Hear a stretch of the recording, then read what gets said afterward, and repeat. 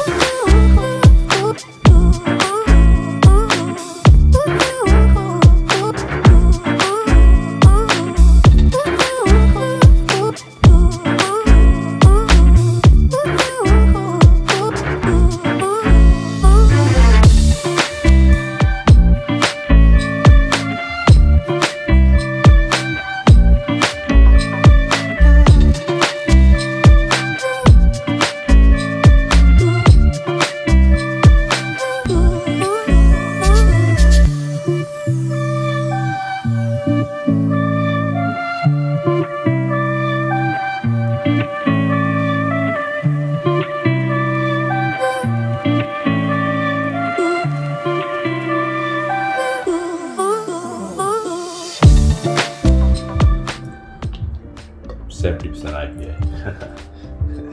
It's not what it's called.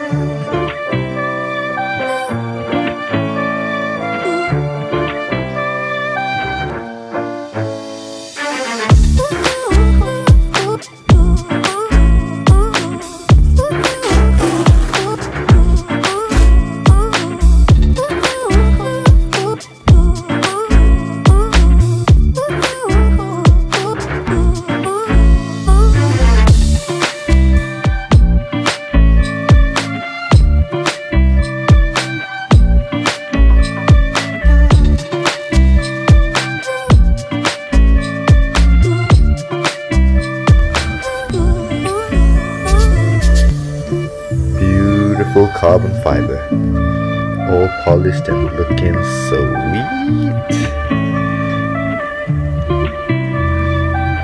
Oh, yes, sir.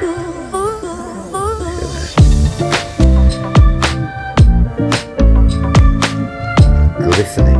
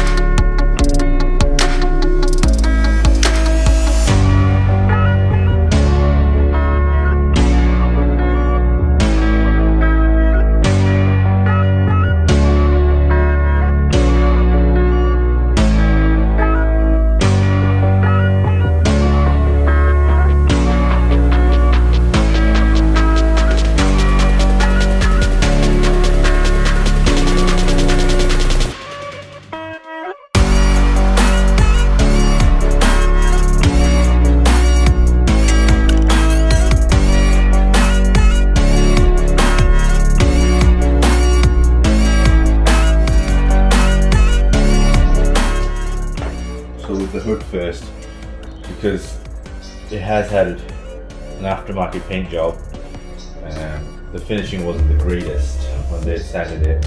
So I'm going to do a medium compound on this first with a fine pad, and then I'll run the super fine with maybe the ultra fine pad and see what result I get. I just want to see what's going on. So let's do it.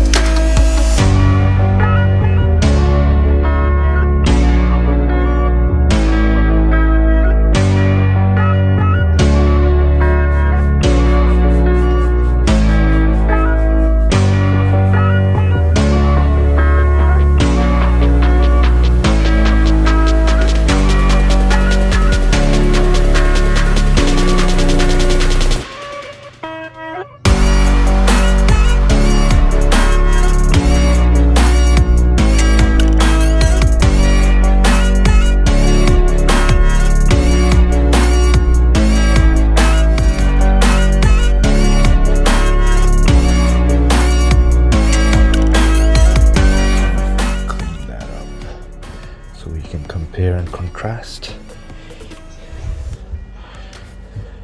So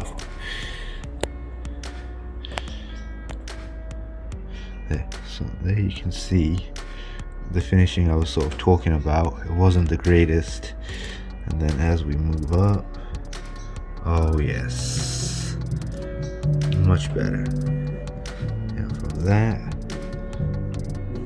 to that, really nice.